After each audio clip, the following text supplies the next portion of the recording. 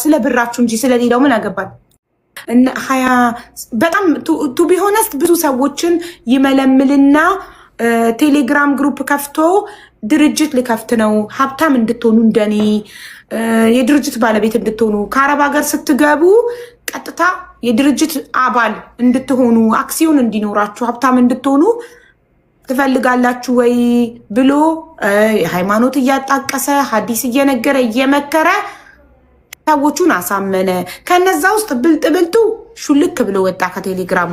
ሞኙ ተቀመጠና 21 ሰዎች 9 ሚሊዮን እጄ ላይ ያለ ደረሰኝ ነው ታውቃለህ ተስፍዬ፣ እኔ ያለ ማስረጃ ምንም ነገር እንደማላወራ እጄ ላይ በስሙ ያለ ደረሰኝ 9 ሚሊዮን 950 ሺህ ለ10 ሚሊዮን 50 ሺህ ብር ብቻ ነው የጎደለው። ያው 10 ሚሊዮን ማለት እንችላለን 50 ሺህ ብቻ ስለጎደለው 10 ሚሊዮን ከ21 ሰዎች አመት ሆኖታል ወስዶ በአጭር ጊዜ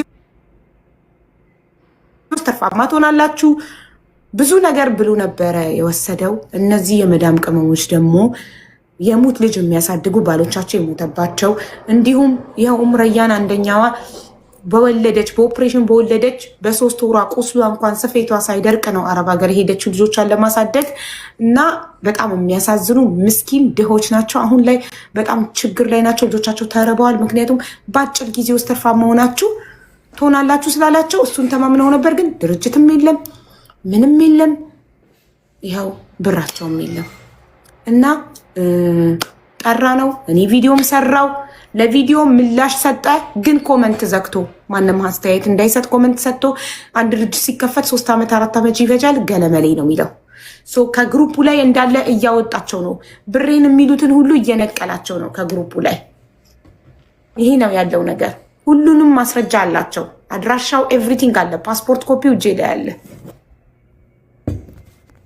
አይ ሆፕ ኔትወርክ ጥሩ ሆኖ ሰምተህናል ብዬ ተስፋ አደርጋለሁ።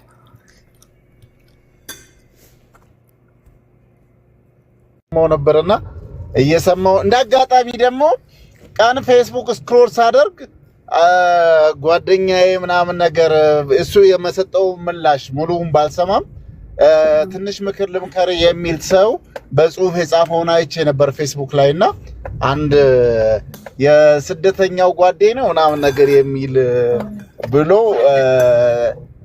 የጻፈውን የተወሰነ አይቼዋለሁ። እንዲህ እናድርግ። ምናልባት ስልኩን ትልክልኛለሽ እኔ ልደውል። አሁን ቮይስ በላክሽልኝ ስልክ በእሱ ነፃ ቲክቶክ ያለበት የሆነ ያለበት ስላልሆነ ላኪልኝና እንገናኝ። ጥሩ ነው። እንኳን ደህና ወደ አዲስ አበባ በሰላም ደለተው ብደልተው ፎርዋርድ አድርጌዋለሁ። ደለተው ጋይስ ደለተው። እኔ ደግሞ ወደ ሌላ ስልኬ ፎርዋርድ ስላደረኩት ከሌላ ስልኬ ያሰማችኋል። እንኳን ደህና ወደ አዲስ አበባ በሰላም መጣሽ ካለሽ እስኪ እንደው ብንገናኝ ጥሩ ነው።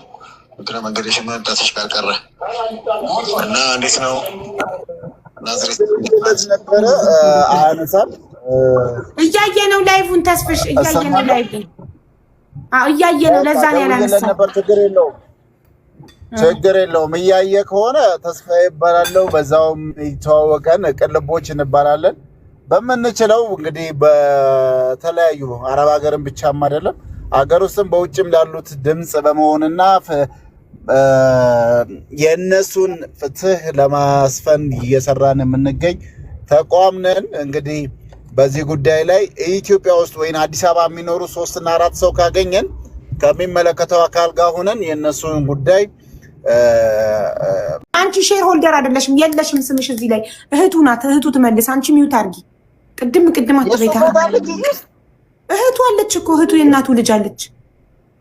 እሷም ነከሳሽ ነው ልቀች ተጣልተዋል ማለት እሷ አለች እዛ ላይ እንትኑ ላይ ፒኤልሲው ላይ ስሟ አለ መስራች ተብላ 4 ናቸው ስማቸው ያለው። አንደኛ አይመኒታ፣ ሁለተኛ ባለቤቱ፣ ሶስተኛ እህቱ የእናቱ ልጅ፣ አራተኛ የእሷ ባለቤት። እህቱና ባለቤቷ እዚህ ጋር አሉ ገስት ላይ እኮ። እስቲ ትንገረን።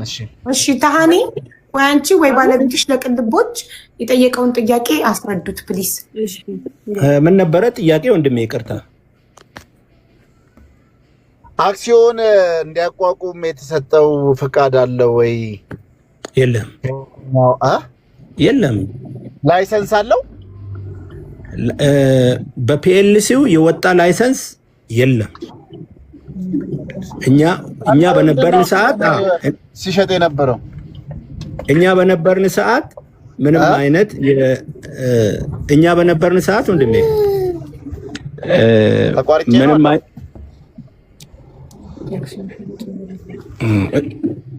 ሄሎ ይሰማል?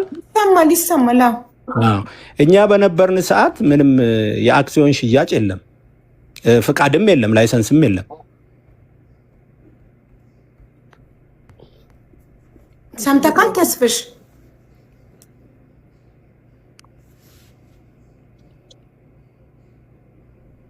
አሁን ንገረው።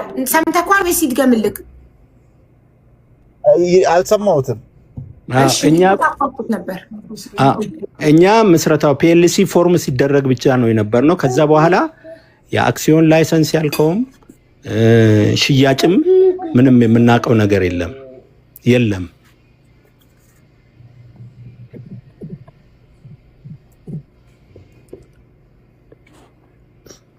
ተስፍሽ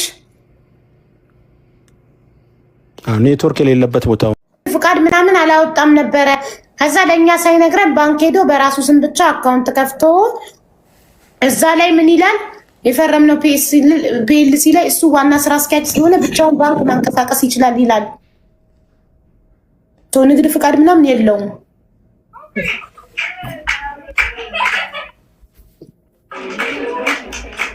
ገባ?